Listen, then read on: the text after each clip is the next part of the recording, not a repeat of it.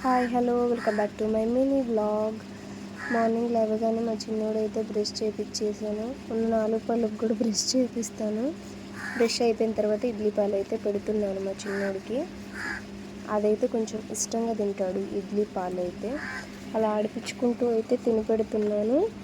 ఇంకా మా పెద్దోడు టిఫిన్ చేస్తున్నాడు. వాడు కూడా నిద్రలేసి బ్రష్ చేసుకొని టిఫిన్ చేస్తున్నాడు. ఫోన్ చూస్తూ టిఫిన్ చేయడం అలవాటు.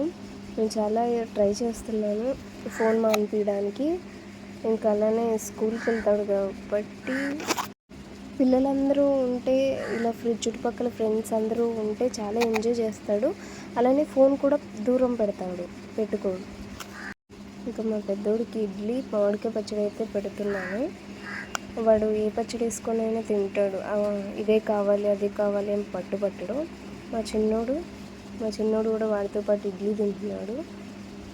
ఇడ్లీ తినడం అయిపోయాక కొబ్బరి తీసుకొని తింటున్నాడు. తీయగా ఉందని కొబ్బరికాయ ముక్క తింటున్నాడు.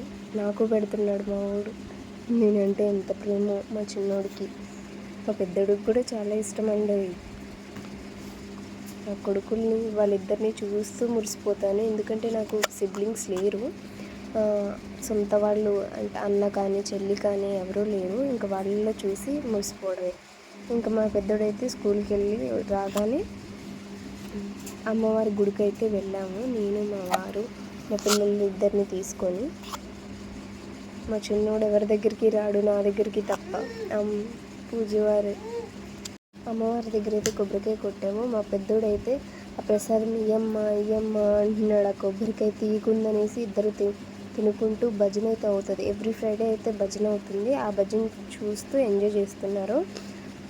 చిన్నోడు ఆడుకుంటుంటే పెద్దోడు వచ్చి వాడిని లేపుతున్నాడు, డ్యాన్స్ చేయమని చెప్తున్నాడు.